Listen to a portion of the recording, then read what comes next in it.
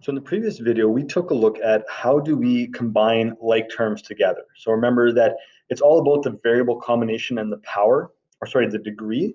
So it's the variable and the degree that are the most important. If those two are if it's the same in two different terms, we combine them together based on the coefficient. Now, if we took a look at just individual, if we have two terms that are the same, how do we combine them? In a polynomial, we're going to have multiple types of terms, but there might be terms that are the same, and we can combine them to simplify our polynomial. So to simplify a polynomial, all the like terms must be put together, okay, or combined. Really what we're going to be doing is we're going to be adding terms together.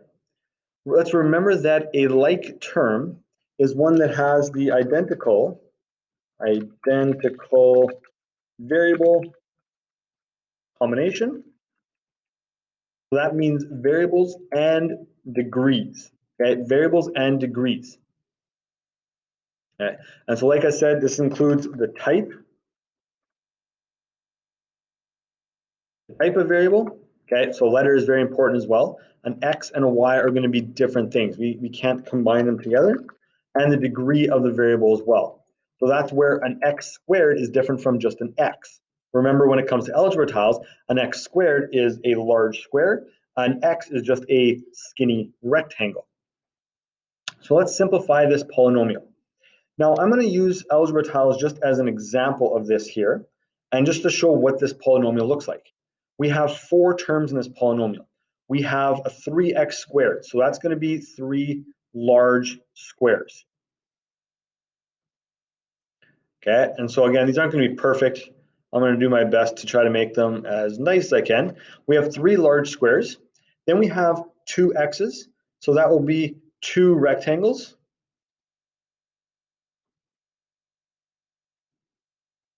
Try to draw them equal in size. And then we have 6 x's, so that will be 6 rectangles. Just going to try to move up a little bit so we're not crowding.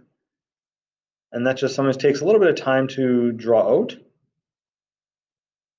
Okay, so there's 3. There's 4. 5. And 6, and now I'm trying to draw them in kind of a yellow gold type look because they're positives. And then we have 5 negatives, and so that's just 5 little squares. There's 1, 2, 3, 4, and 5. Okay, there's those 5 negatives. So here's our 4 terms that we have. We have 3x squared, we have 2x, we have 6x, and then we have negative 5. Okay, so there's our constants, our little ones there. Now, what we're wanting to do is we want to try to combine all the ones that are like, and that is all based on size. Okay, the big square is different from the other ones. It's different from the small square, it's different from the rectangle, so that's going to stay exactly the way it is.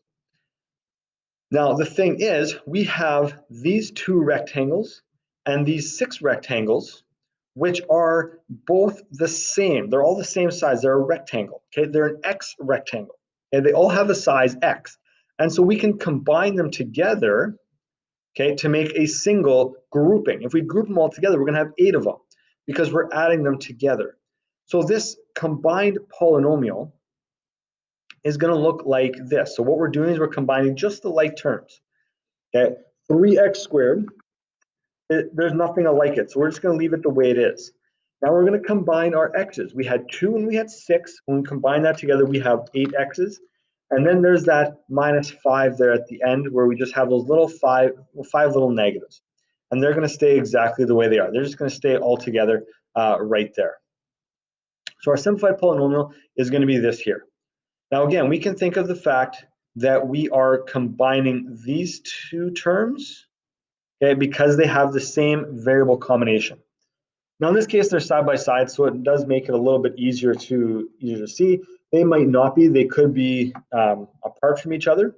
Okay? There will be some terms that might not be combined. There'll be other terms that definitely are combined. Okay? In this case here, we had our X terms that were combined, and there's only one type of term that was combined. There could be more than one type of term that ends up being combined. Now, if a term has no other common terms, it's like I said, it's going to stay exactly the way that it was. If there is a common term, those need to be added together. And let's also make sure that of the positive and negative values, which do play into this here. Let's take a look at a few examples here. So I have 4 examples here, and we're going to take a look at combining all of our like terms. Now, again, like I mentioned, sometimes we're going to have multiple like terms. Other times we're going to have just one like term. Other times there'll be no like terms. And so we're already simplified as far as we can go. This first one here, we have a x squared term here, and we have an x squared term here. And the other one is just an x term. Now there's only the one x term, so it's kind of by itself, so we're not going to combine those at this point. We're just going to combine the x squared terms. So what that's telling us here is, and I'm going to write this out in a little bit more detail here, we have 3x squared and we have 5x squared. And so if we have 3 of something and 5 of something that are the same, in this case they are, we can combine that into 1. And so we're going to have 8x squared. Okay, so there's 8 of them. That's our combination of that. Now, when we simplify, the position of each term doesn't matter. Okay, the position of each term doesn't matter.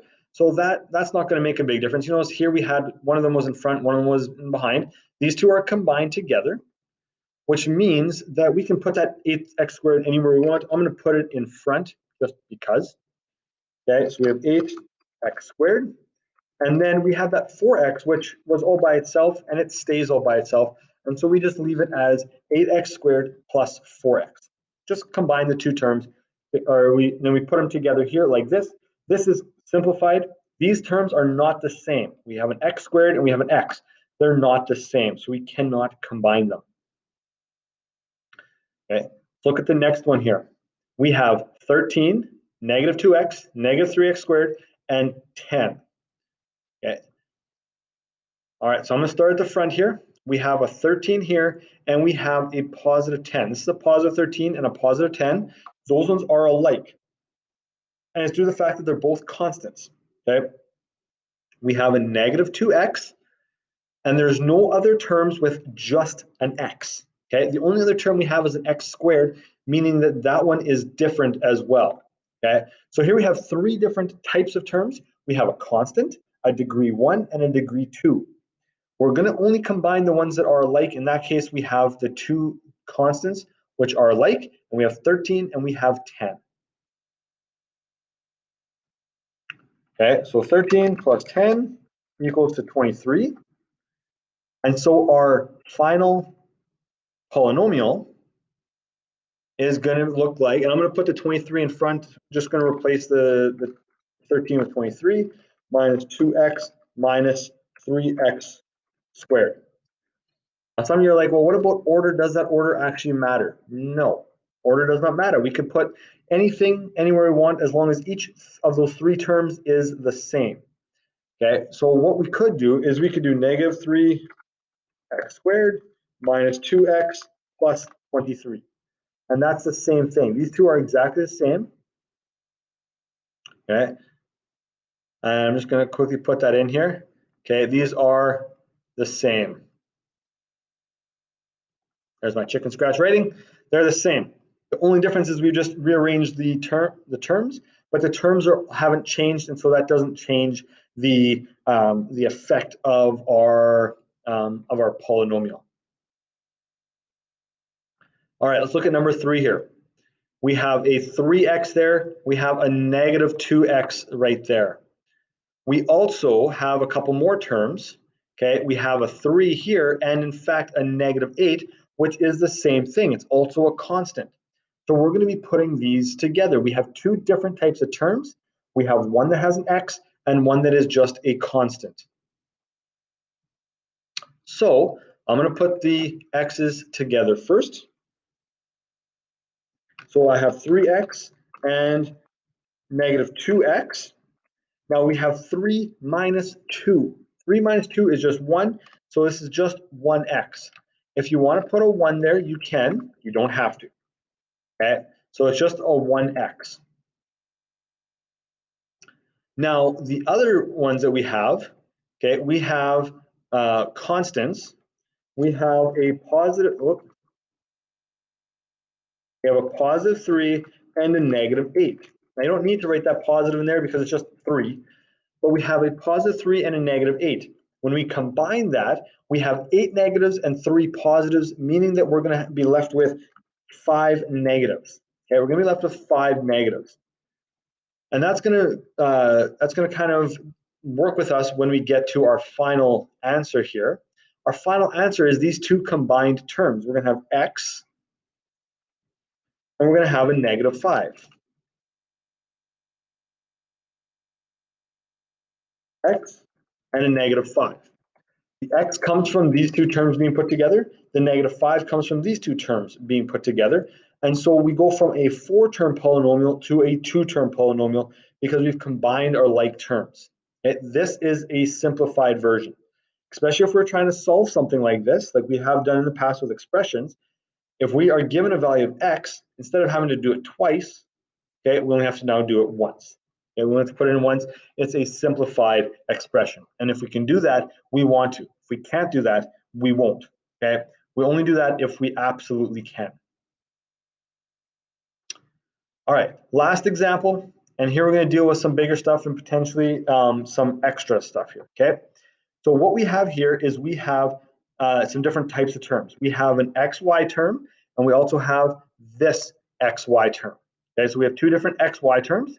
We have an x squared, and we have a second x squared. And finally, color in there, we have a negative 2y squared, and we have a positive 2y squared. So here we actually have 3 different terms, which are, and in each one we have 2 examples of it, or we have 2 terms that are that have that type of